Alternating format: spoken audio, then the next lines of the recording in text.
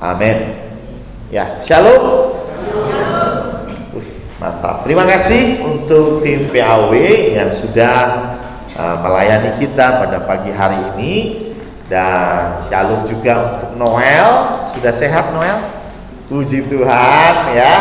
Karena pagi tadi saya dikasih info Noel kemarin ya, kemarin malam ya, sakit ya. Mungkin pagi ini Bu Brenda nggak bisa ibadah pagi, tapi rupanya Noel yang minta pagi ini ke gereja. Waduh ya, luar biasa ya. Dan hari ini sedikit berbeda ya. Mungkin Bapak Ibu bertanya-tanya, ini pemain drum kemana, pemain bass kemana, pemain gitar kemana ya. Jangan khawatir, bukan mereka malas dan tidak datang, bukan. Tapi memang salah satu yang mau kita coba adalah kita mau coba solo keyboard ya. Jadi minggu kedua dan keberapa ya Mbak Novi? Keempat kalau salah. Minggu kedua dan 1 dan 2. Minggu pertama dan minggu kedua kita mau coba solo keyboard ya. Nah, kok pakai solo keyboard segala gitu ya? Ya biar suasana beda ya. Siapa tahu nanti kita juga coba gitar akustik gitu ya. Nah, supaya kita juga bisa menikmati gitu ya. Saya jujur saya tadi menikmati betul ya, bukan berarti yang full musik tidak baik, tapi maksud saya ada kalanya kita bisa mencoba yang lain ya. Kreativitas teman-teman PAW ya luar biasa ya.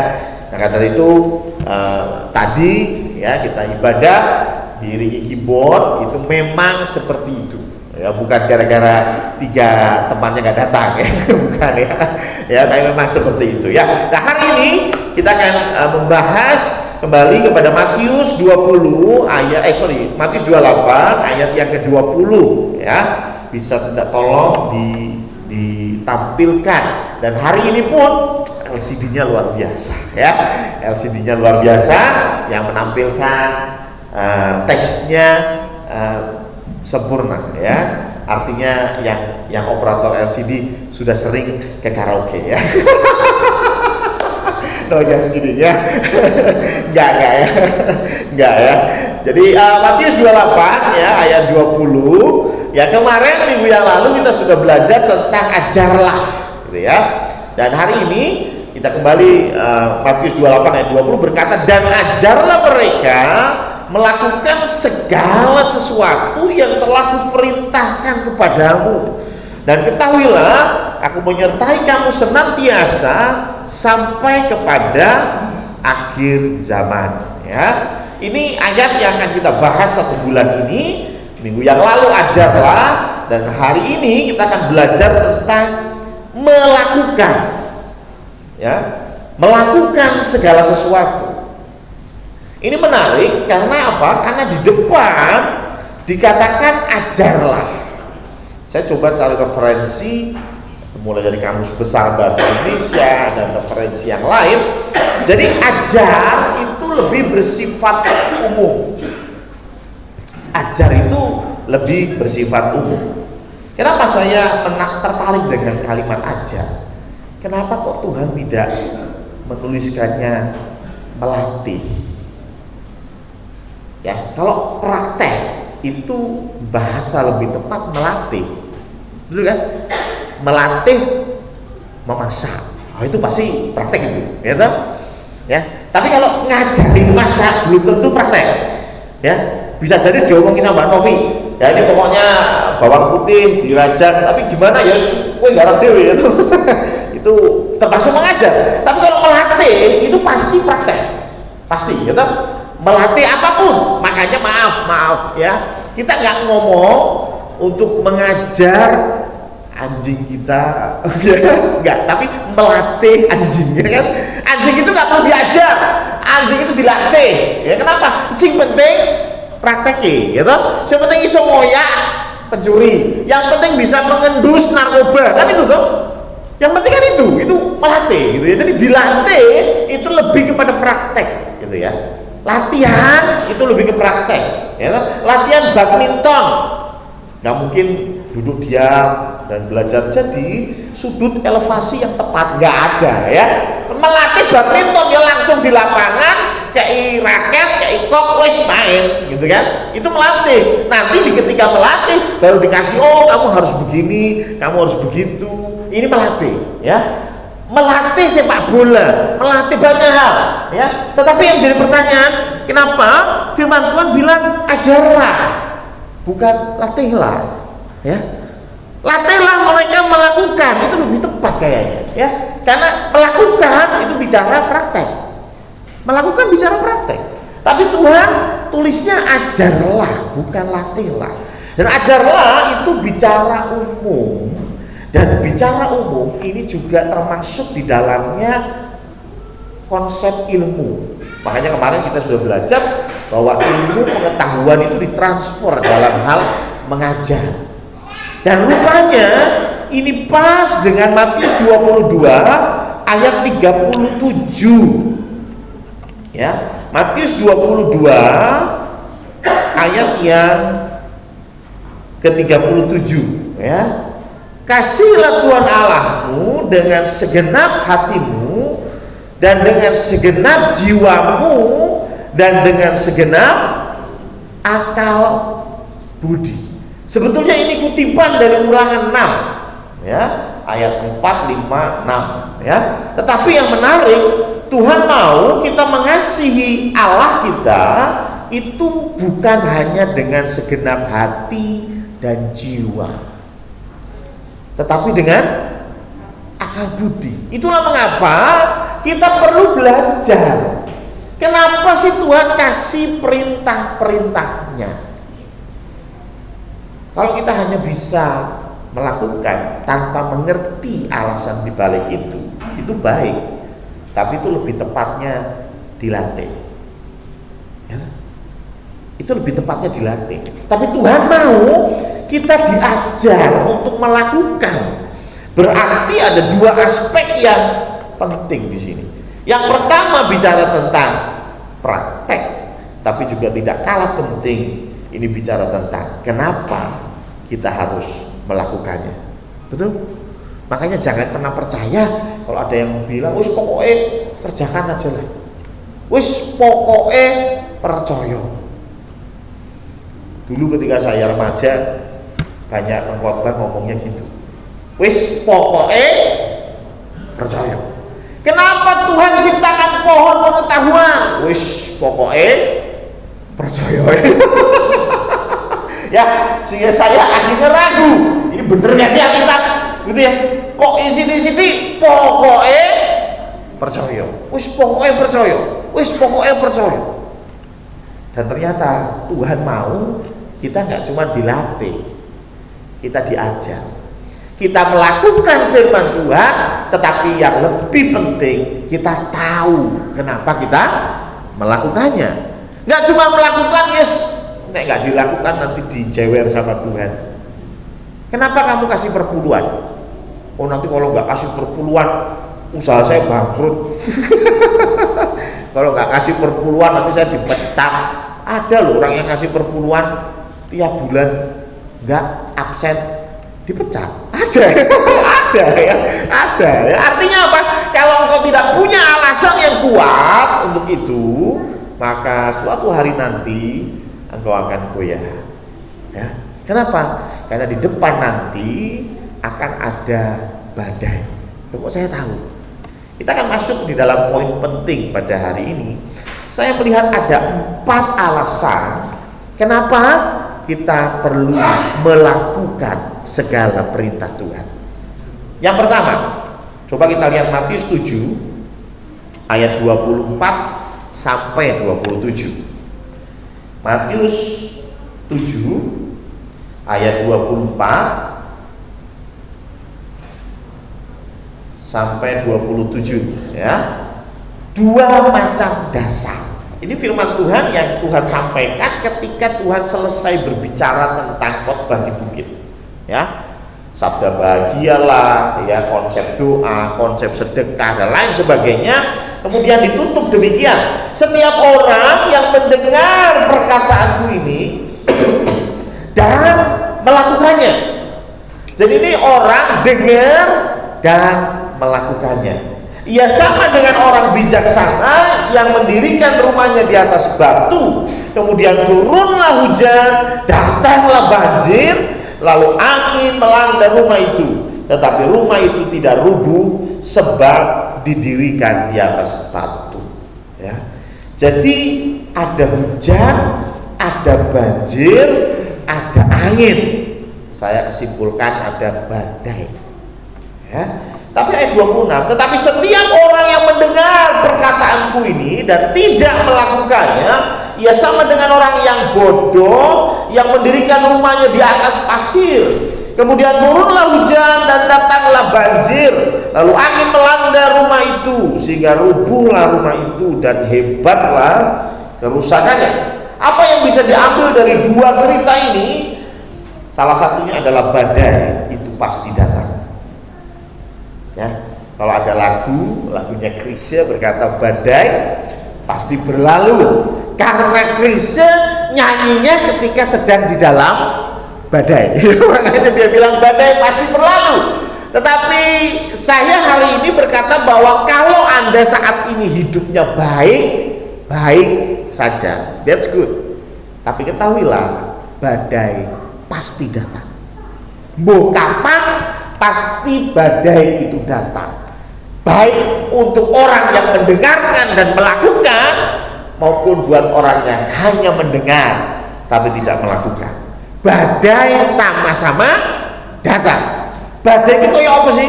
Gini loh, saya mau tanya Bapak Ibu, ibu-ibu nih, Bapak ibu-ibu pasti sudah bosen dengerin firman Tuhan. Hai istri, tunduklah ya. Mbak Novius langsung terus ya. Saking apalnya ya. Hai istri ya, tunduklah kepada suamimu ya. Kalau kondisinya baik saja, gampang enggak? Gampang. Ya, ketika suami gajiannya 2 digit ya, katanya Cobrut 2 digit ya. Tanggal 2 sudah sekarat ya. Ya, wah gajinya suami cukup ya, tabungan ada, rumah sudah lunas, mobil ada. Ya, sebagai istri Anda di rumah, nggak perlu kerja, konsen ngurusin anak-anak, bahkan suami kasih semua gajinya kepada istri. Gimana? Halo istri-istri, tunduk pada suami gampang? Gampang. Tapi saya mau bilang, suatu hari nanti ya akan ada badai. Ya beneran, ini saya nggak takut-takutin, tapi firman Tuhan yang bilang bahwa suatu hari nanti akan ada badai. Mungkin diantara Bapak Ibu berkata, oh Pak Pendeta, saya sudah melalui badai itu dan kami selamat. Puji Tuhan. Tapi buat yang muda-muda mungkin merasa hidup saya fine-fine saja, ya hidup saya oke-oke saja. Saya mau bilang hati-hati, karena di depan nanti ada badai. Badai itu seperti apa? Bisa jadi tidak seperti yang saya gambarkan tadi. Ya, kita akan melihat kenyataan yang berkebalikan. Ya, suami nggak kerja, ya, dan tidak punya uang. Akhirnya istri yang jadi tulang punggung, setiap hari nangis, saya ini tulang rusuk bukan tulang punggung. Ya. Lupa dengan firman Tuhan berkata apa? Tunduklah kepada suami. Betul nggak? Itu badai. Itu badai. Nah, gimana kita bisa bertahan ketika ada badai? Firman Tuhan bilang, kamu harus dengar dan harus lakukan. Kalau kamu hanya dengar saja, oh setiap minggu ke gereja Bapak. Ya, nama jadi seperti Stephen ya. Ya, aduh kacau ya. Tolong Steve keluar dulu Steve ya. Ya. Oh Pak Pendeta, saya setiap minggu ke gereja. Yang Selasa saya doa. Kalau nggak percaya tanya Bu Harti. Karena Bu Harti masih datang doa ya. KPK saya nggak pernah absen. Ya, saya hafal. Kalau sekarang nih bahas Yohanes 14 ayat 15 sampai 17, saya tahu minggu depan itu bahas apa. Wih, hebat ya. Sampai saya tahu 2 minggu lagi pasti bahas ini. Oh, saya tahu ya. Cuman masalahnya dia hanya mendengar, dia hanya mengerti, dia hanya paham, tapi tidak melakukan. Maka nggak heran ketika ada badai di dalam hidupnya, rumah itu rubuh. Ya. Jadi yang pertama, kenapa kita harus melakukan segala perintah Tuhan? Karena itu pondasi yang kuat. Ya. Logisnya gimana sih? Ingat tadi ya. Jangan kita hanya pokoknya lakukan dah. Logisnya gimana? Logisnya sederhana. Logisnya apa? Tuhan itu selalu mengajar melalui soal yang mudah menuju soal yang sulit. Betul ya? Ya, di sini siapa yang guru? Ya, nggak mungkin Bu Yati guru ya. Nggak mungkin ketika anak 1 SD baru ikut Bu Yati untuk belajar penjumlahan. Oke, sekarang coba kerjakan ini anak-anak. Gimana? 174.256,3 dibagi 5. Ya, kalau anaknya tidak stroke aja itu puji Tuhan. Ngerti ya? Soal pertama itu pasti gampang. Gitu? Soal pertama, ayo anak-anak, 1 ditambah 1, gitu ya, sama dengan 2. Betul ya? Yang pertama itu pasti gampang. Makanya saya dulu ketika aku sekolah itu biasanya kita murid-murid protes dengan satu guru. Kami punya guru matematika, ya. Itu kalau ngasih latihan soal, ngasih contoh soal itu gampang. Ya, ini ada contoh soal, begini. Oh, paham. Besoknya ulangan, soalnya betul-betul rumit. Betul ya? Kenapa loh? Guru seperti itu. Ya, pertama pasti yang mudah. Lah masalahnya kita merasa yang mudah itu tidak perlu dilakukan, sehingga ketika yang susah datang kita nggak akan bisa melakukannya. Paham ya? Makanya Tuhan mau, ayo kamu nggak hanya menjadi pendengar, kamu harus melakukan. Gampang Tuhan, ya sudah lakukan dulu. Tiap minggu ke gereja. Itu dululah. Gak usah mikirin masalah, wah saya mau mengabarkan Injil ke Pakistan, Tuhan. Gitu. Ya, dino minggu urung karuan teko nang gereja. Kakean angan-angan gitu, angan-angan curu kalau masih ya, biasanya anak muda ya. Lakukan yang sederhana dulu, betul ya. Saya mau menghormati suami, saya mau menghargai suami. Sing sederhana dulu deh. Ya, tiap pagi kamu siapin sarapan dah. Tiap pagi, Mas, ini kopi, Mas, mau teh, gitu ya. Saya punya teman, dia bilang begini, waduh, boro-boro istri saya kasih teh, ya. Kalau saya minta teh, istri saya bilang begini, kamu masih punya kaki kan? Astaga, ya. Ya, waduh, ya kalau itu udah berat itu ya. Saya cuma tinggal berdoa saja ya, semoga cepat mati ya. Biar gak lama-lama menderita maksudnya.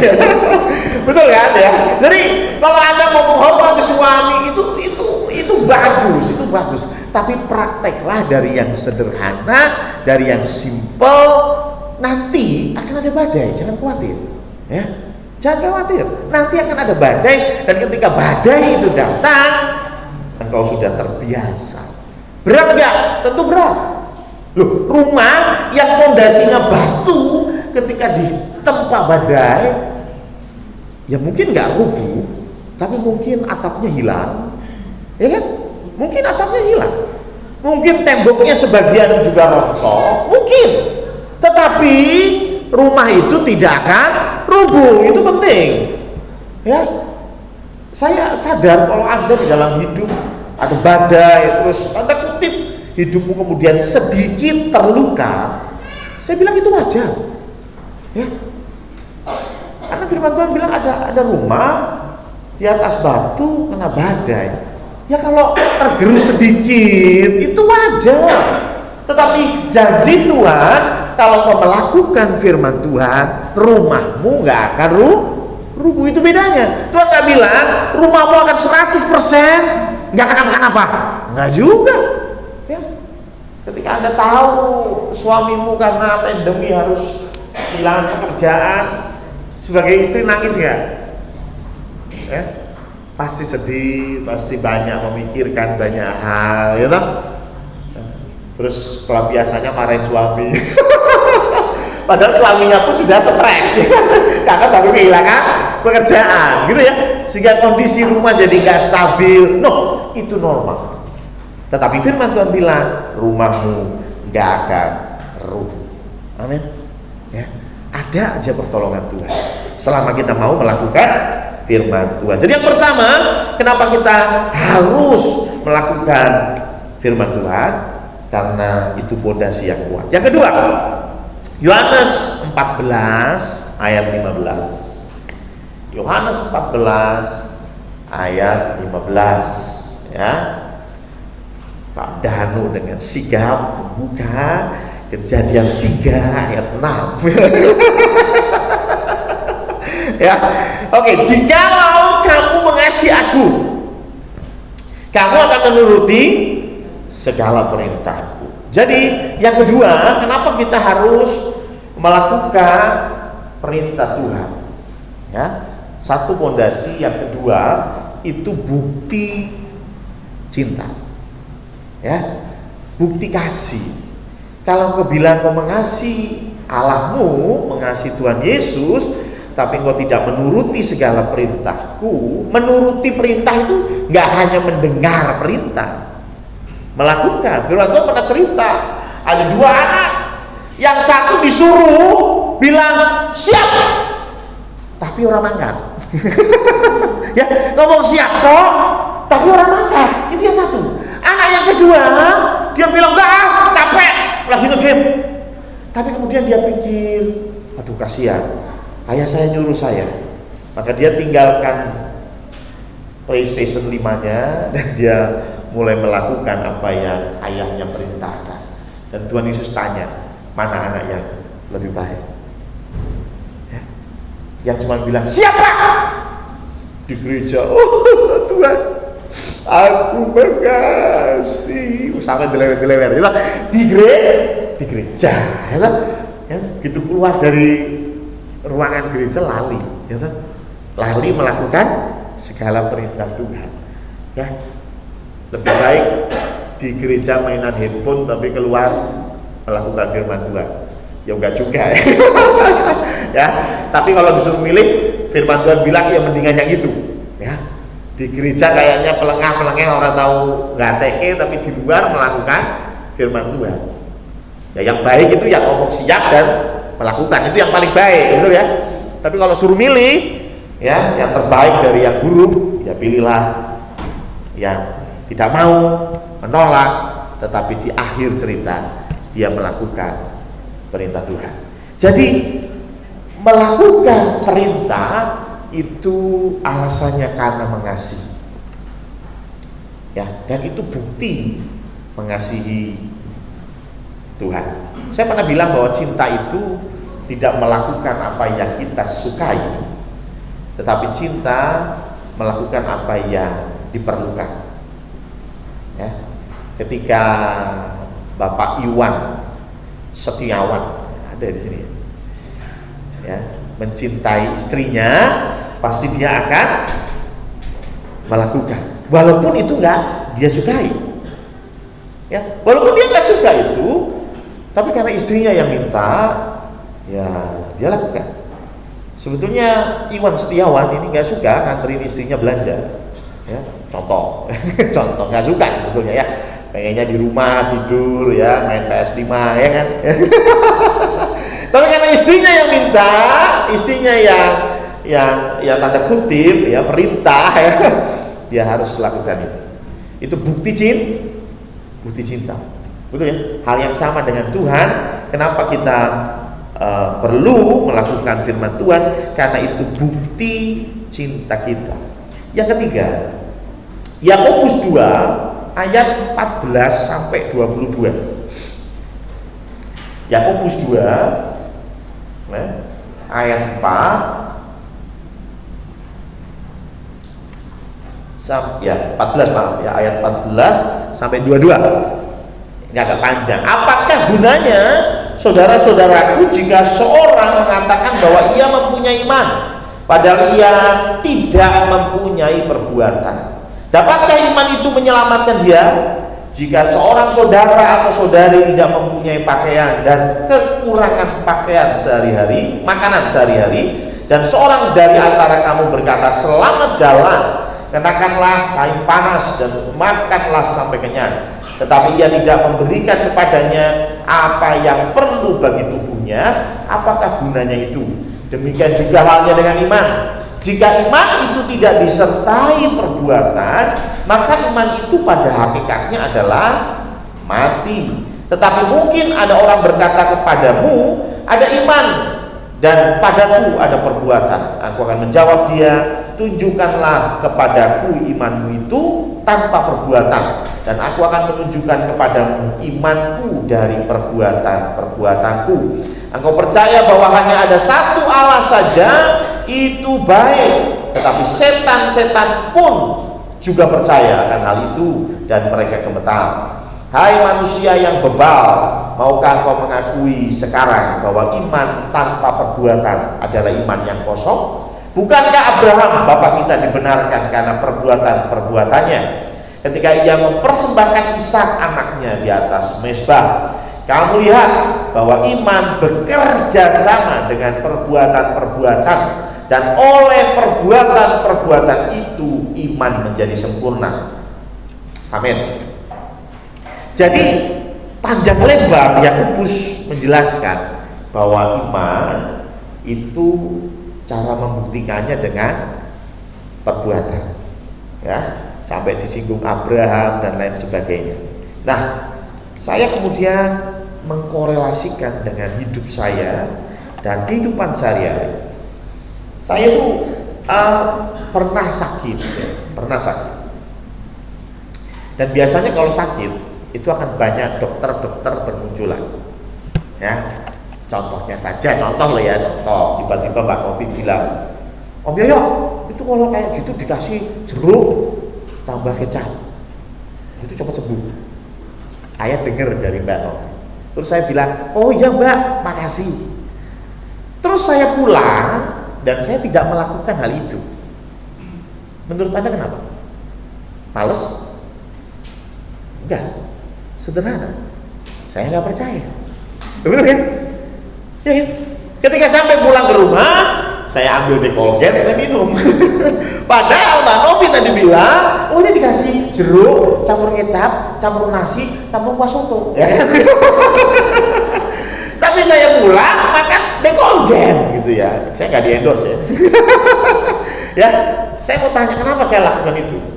Apakah saya malas? Enggak. Sederhana. Saya nggak percaya. Ya kan? Betul kan? Kalau saya percaya, kira-kira apa yang saya lakukan? Saya akan melakukan tepat seperti apa yang disampaikan Bapak. Betul ya? Seringkali kita mendengar banyak nasihat, mendengar banyak obat. Ya, pertanyaannya sebetulnya bukan masalah males, tapi percaya atau enggak. Ya, percaya atau enggak, itu aja sebetulnya. Ya, jujur. Ketika Bigel ya jatuh ya, dan kita tahu ya tulang belakangnya ada sedikit masalah ya, dan sampai wirawiri kemarin, sampai sempat sama Pak Tri ke Solo gitu ya, masih ingat ya Pak Tri ya. Saya tuh tanya kepada rekan saya punya rekan hamba Tuhan di GKI Peterongan, saya tanya ya untuk kasus seperti ini, dan dia kasih satu nama untuk, oh ini bagus, dia terapi tapi ini bagus dan bisa memulihkan gitu ya, dia bilang begitu ya, karena jemaatnya dia pernah ada yang kejadian seperti itu. Dia kasih saya namanya, saya dikasih saya nomor kontaknya. Saya mantap, saya pulang ke rumah mantap. Tapi ketika saya mau ngomong ke Bu Brenda, saya pikir gue nggak percaya sih. Saya nggak percaya gitu ya. Walaupun teman saya sudah menjelaskan panjang lebar ya, dan prestasi yang diraih oleh orang ini, tapi ketika saya mau ngomong ke Bu Brenda, jujur saya nggak percaya. Dan ketika saya nggak percaya, saya kasih nama itu ke Bu Brenda kan? Enggak. Paham ya? Bukan berarti, terus ngapain lu tanya ke temen lu? Ya gue juga bingung ya. Cuman ini yang terjadi sebetulnya kepada kita. Ya. Terkadang ketika suami ngasih tahu istri panjang lebar dan istri nggak melakukan. Kadang-kadang bukan masalah males atau gimana, tapi kadang-kadang nggak percaya, gitu loh. Simpel aja, gitu ya. Nggak percaya. Saya itu mungkin puluhan kali, ya. Ada orang-orang yang ngomong ke saya, Pak, itu rambut dicat. Ya, itu rambut dicat. Nah, kenapa? Biar gampang jodoh. Ya, itu benar. Itu dari hamba Tuhan, teman saya, sampai jemaat di tempat ini ya. Itu rambut dicat. Oh, itu kalau rambut dicat tambah muda ya. Gak kalah sama Pak Iwan Setiawan gitu. Wah, ya rambutnya hitam semua ya. Terus kumisnya dicukur. Kumisnya wah, bikin tua gitu. Dicukur aja, rambut dicat terus pasti ganteng. Terus pasti jodoh datang. Ketika ada orang yang begitu, saya bilang apa? Oh ya, baik, terima kasih gitu ya. Jujur, aku kurang percaya. maaf ya. Jujur, maksud saya gini, bukan nggak percaya saya jadi tambah ganteng, bukan. Saya percaya saya jadi tambah ganteng sih, pasti gitu. Cuman saya nggak percayanya, masa dengan dikasih rambutnya jadi hitam terus gampang jodoh, kan kayaknya nggak percaya ya. Saya merasa itu nggak percaya gitu ya. Dan ketika itu saya nggak percaya, apakah saya melakukannya? Nah, ya, untuk alasan jodoh ya, jangan berarti misalnya besok saya terus dicat rambutnya itu bukan berarti saya percaya dengan itu. Ya maksud saya untuk saya tambah ganteng, saya percaya sih, saya percaya. Apalagi saya udah ganteng, ya kan? Cuma masalahnya dengan embel-embel itu nanti gampang jodoh, itu saya nggak percaya gitu ya. Apa hubungannya rambut sama jodoh ya? Ya tapi whatever. Tapi karena saya nggak percaya, ya mau dikasih tahu berulang-ulang sampai puluhan kali saya bilang tadi ya, sampai hari ini saya belum tergerak untuk ngecat rambut ya, untuk urusan jodoh ya, saya nggak ada hubungannya, karena menurut saya nggak ada hubungannya lah ya, saya belum bisa memastikan itu gitu ya, makanya saya nggak percaya. Ngerti ya maksudnya ya? Jadi apa yang kita lakukan dan apa yang tidak kita lakukan bukan hanya bicara malas atau nggak malas. Sebetulnya basic adalah lu percaya nggak? Ya kan? Ada istri yang kasih tanda kutip nasihat kepada suami, suaminya nggak mau dengerin, terus curhat ke Pak Pendetanya. Saya tuh udah bilang kepada suami saya, nah ya, ora tau dirungokke. Orang masalah ora dirungokke, bojomu ora percaya. Betul kan? Intinya itu aja gitu loh. Bojomu ora percaya, Pak, nek tangi iki legasi ben berkate ora dipatok ayam. Lah nek bojomu ora percaya tetep tangine awan. Ora urusan gitu. Ngerti ya maksudnya? Jadi masalah percaya itu akan berdampak kepada kita melakukan atau enggak. Terlepas dari males atau tidak males. Kadang-kadang kita berpikir, wah orang ini males, nggak mau. Saya suruh nyapu halaman gereja, saya nggak mau dilakukan, dia males. Mungkin bisa jadi males, tetapi ada banyak alasan kita nggak melakukannya karena kita nggak percaya. Ya, anak kecil dikasih tahu, kamu jangan nge-game terus, ayo belajar, biar pinter. Jawabannya apa? Bill Gates aja nggak lulus sekolah, jadi wong sugih. Kita pengen tak banting gitu. Ya toh, anak zaman sekarang kan pinter jawabnya, ya toh. Pak Pendeta tahu nggak, Mark Zuckerberg yang bikin Facebook itu nggak lulus kuliah loh, sekarang gitu. Ya intinya masih mereka nggak mau belajar, orang percaya. Tapi kalau mereka percaya, mereka pasti lakukan. Ya, hal yang sama dengan kita kepada perintah Tuhan. Perintah Tuhan kenapa kita lakukan? Itu bukti iman kita. Itu bukti kita percaya. Ya, walaupun kita belum melihat, kita belum tahu. Padahal sekarang ini kalau saya lihat perintah Tuhan itu semuanya sudah terlihat. Zaman dulu mungkin benar omongannya, yaitu berbahagialah yang tidak melihat namun percaya. Tapi zaman sekarang itu kita sudah banyak melihat. Hai pasangan suami istri, setialah. Jangan nodai tempat tidurmu. Itu perintah Tuhan. Wah, saya kalau belum melihat tidak percaya. Loh, mau tak kayak bukti. Loh, zaman sekarang nggak perlu susah-susah. Buktinya banyak yang tidak menjaga kesetiaan, akhirnya bubar. Loh, benar nggak? Masih mau bukti lagi? Loh, kan kita sebetulnya nggak hidup percaya karena tidak melihat. Enggak loh, kita melihat loh. Melihat dengan cetha. Tanggane dhewe, kancane dhewe, ngerti dhewe. Tapi ya tetap ngeyel. Nah, itu kebangetan tuh. Kalau Anda nggak lihat, terus nggak percaya, oke lah, ya, cincai lah. Tapi ini Anda sudah lihat, udah bener-bener ngerti, ya tetap percaya. Ya karepmu, ya tuh. Hai suami, ayah, jangan menyakiti hati anak-anakmu. Betul ya? Wah, orang percaya aku ya. Yakin mau lihat buktinya? Banyak ya. Ada banyak bukti bagaimana orang tua yang menyakiti hati anak-anaknya dan anak-anaknya tidak lagi memperhatikan orang tua. Anak-anaknya tidak lagi hormat kepada orang tua. Ya, banyak buktinya? Banyak buktinya. Ya, artinya Anda itu sebetulnya sudah lihat. Ya, tinggal masalahnya percaya atau enggak. Firman Tuhan itu kita harus lakukan. Karena itu bukti dari iman. Dan yang terakhir, yang keempat, balik ke Matius 28 ayat 20. Ini yang terakhir ya. Kenapa kita harus melakukan firman Tuhan? Kita harus mengajar mereka ya, menjadi murid Tuhan dan mengajar mereka untuk melakukan segala perintah Tuhan. Di Matius 28 ayat 20 dikatakan, dan ketahuilah, aku menyertai kamu senantiasa sampai kepada akhir zaman.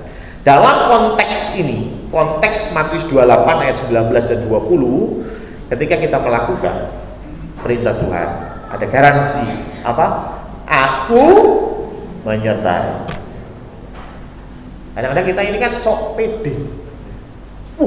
Aku disertai Tuhan senantiasa sampai kepada akhir zaman. Nah, sudah melakukan firman Tuhan belum? Belum. Ya, saya bilang ngimpi, ya toh? Ngimpi, ya toh? Salah satu kawan saya tanya salah satu video YouTube, dia lihat di YouTube dan dia minta pendapat saya. Ya, salah satunya adalah di YouTube itu ditulis, kan kita punya iman orang percaya itu tidak akan kerasukan setan, ya toh? Nah, terus rupanya ada yang berdiskusi, saya belum lihat YouTube-nya secara komplit, tapi dia tanya, ya kok ini ada orang percaya tapi kerasukan setan, intinya begitu ya. Lalu bagaimana dengan doktrin gereja? Nah, ya hal semacam itu kemudian ditanyakan. Nah, yang pertanyaannya ini dong, sudah melakukan firman Tuhan belum? Betul ya? Ya kalau dia belum melakukan firman Tuhan, jangan harap Yesus menyertai kita senantiasa. Benar kan? KTP-nya cuman Kristen. Ya, kalau Bu Arti bilang Kristen tanpa pertobatan. KTP, mantap ya Bu. Bapak Taufik, Kristen tanpa pelayanan gitu ya. Apa lagi ya? Kita kumpulin kan ya. Tapi intinya pertanyaannya adalah, loh, kita sudah melakukan firman Tuhan belum? Nah itu. Ya kalau kita sudah melakukan firman Tuhan, ya pasti Tuhan akan menyertai. Itu kita akan bahas minggu depannya lagi lebih detail. Tapi pertanyaan sederhananya, kalau kita melakukan firman Tuhan, apa janji Tuhan? Janji Tuhan, Tuhan akan menyertai.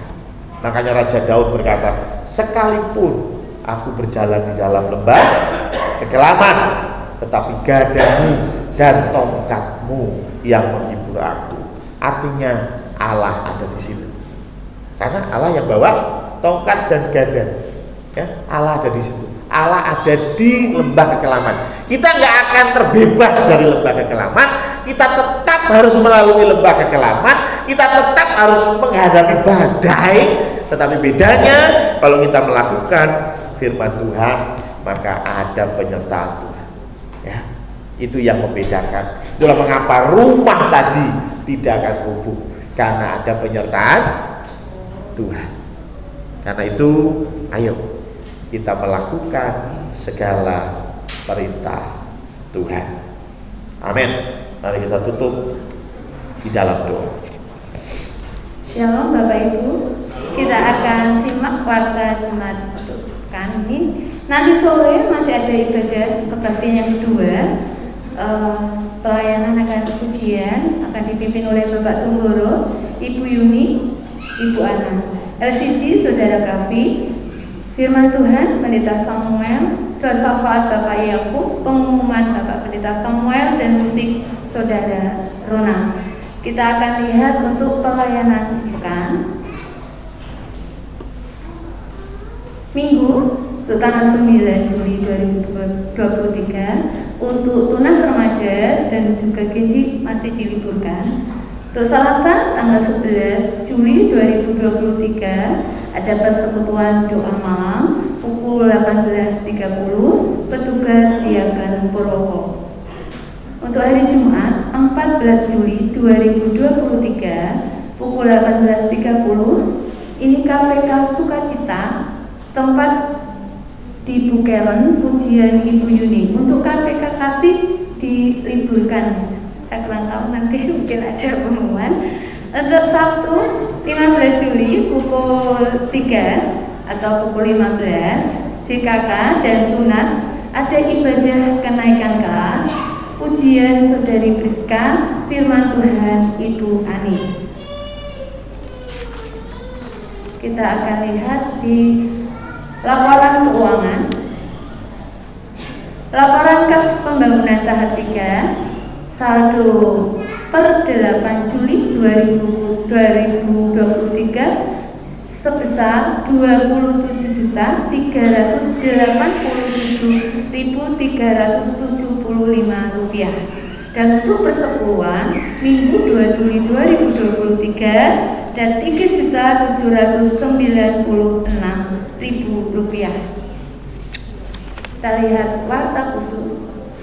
Telah dibuka penerimaan pendaftaran murid baru PAUD Alfa tahun ajaran 2023 sampai 2024 dengan persyaratan anak berusia 3-4 tahun, fotokopi akta kelahiran, fotokopi KK, fotokopi KTP orang tua, fotokopi KMS, dan kas foto 3x4. Bagi Bapak, Ibu, dan Saudara yang memiliki putra, putri, atau kerabat berusia 3-4 tahun dan ingin mendaftarkan diri bisa menghubungi Ibu Ina di nomor HP yang sudah tertera di warta. Kami segenap jemaat GA Condrokusumo turut berempati atas berpulangnya Ibu Sukardi, ibunda dari Ibu Febe Kristiana dan Saudari Eni. Semoga keluarga yang ditinggalkan diberi penghiburan dan kekuatan dari Tuhan Yesus Kristus. Untuk kebaktian Minggu 16 Juli 2023, kebaktian pertama dan kedua untuk para pelayan dan petugas, Bapak Ibu bisa baca di warta. Mungkin ada tambahan? Terima kasih Bu Brenda. Dan tambahannya adalah yang pertama untuk KPK, Bapak Ibu. KPK di situ ditulis memang Ibu Karen ya di tempat Bu Patri ya. Tetapi ini sudah 100% atau masih 99%? 100% ya. Ya, ini bukan Insya Yesus nanti udah pasti ini ya. Jadi untuk KPK besok Jumat ini kita akan bergabung dengan keluarga Ibu Febe Kristiana yang akan melangsungkan doa ucapan syukur ya, karena bertepatan dengan 1 minggu dipanggilnya Ibunda ya.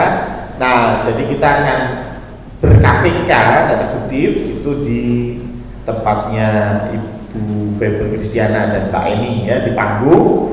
Cuman karena ini akan dilayani oleh Pendeta Samuel Simatupang, ya. Jadi kita ikut jadwal mereka jam 7, ya. Jadi kita akan mulainya jam 7, ya. Jadi kita nanti yang ikut, ya, semua pelayan akan dilayani dari Pak Pendeta Samuel Simatupang, ya.